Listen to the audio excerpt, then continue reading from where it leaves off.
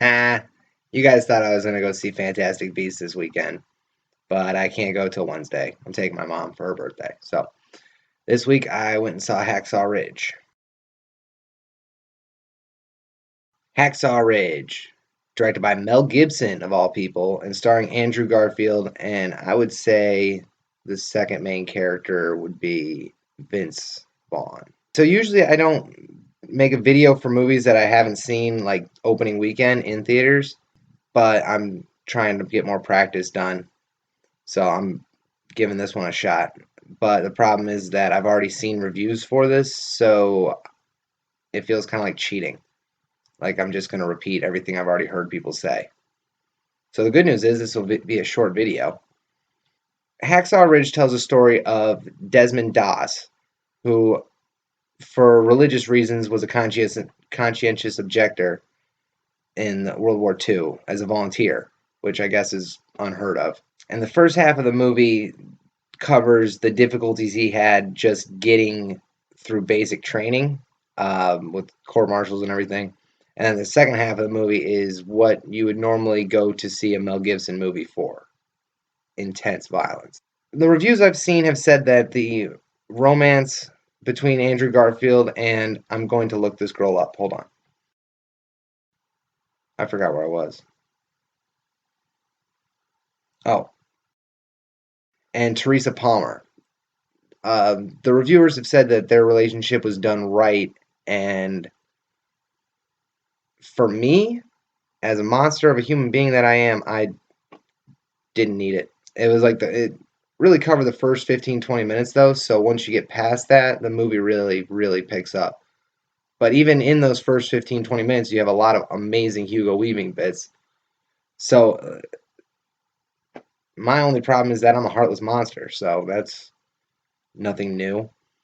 So yeah, Hugo Weaving was great. Vince Vaughn was actually the reason why I came to see it, because in Band of Brothers, they had David Schwimmer play a drill sergeant, and he was incredible in that role, and I just did absolutely not see that coming.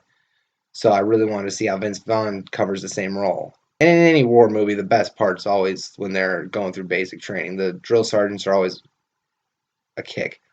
Sam Worthington was in it. He was pretty good.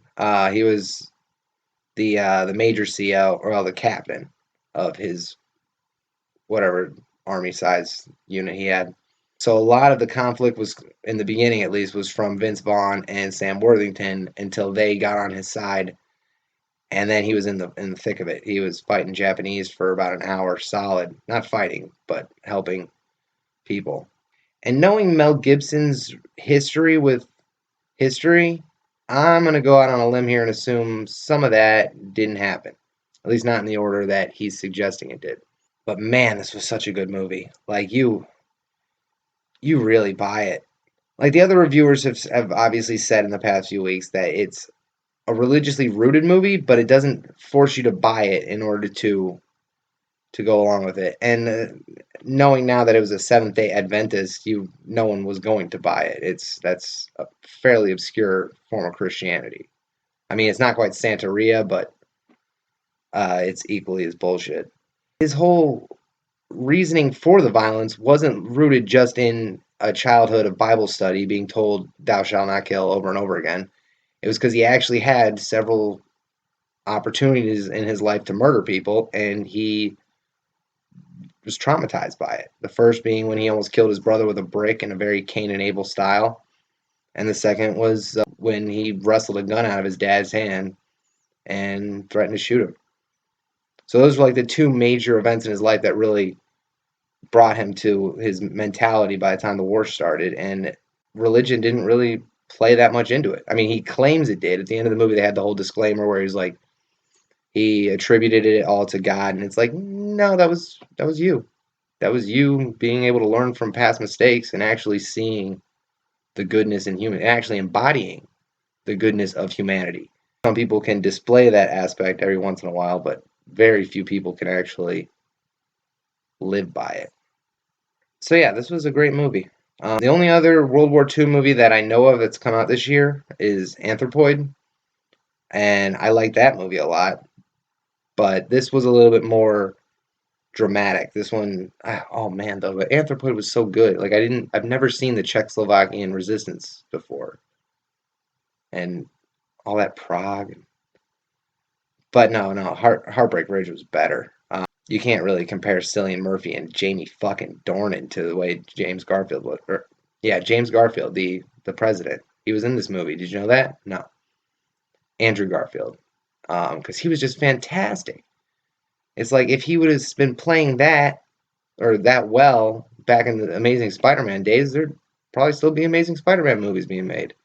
He had the dorkiness that I wanted in the Spider-Man that he didn't have in Spider-Man, but he had it in this. Believable dorkiness to him. Dialectically, my issue would be once Hugo Weaving's accent kind of started slipping and I wasn't sure what was going on. I've never heard Hugo Weaving's natural accent. I would fucking love to, but I've never heard what he sounds like. Because I know he was born in Nigeria, and I'm interested in what kind of accent that produces in white people. I know he's not going to sound like the gangs in District 9, but anyway, I'm getting way off on a tangent. Good movie, go see it. Thumbs up, Gene Siskel style, and later.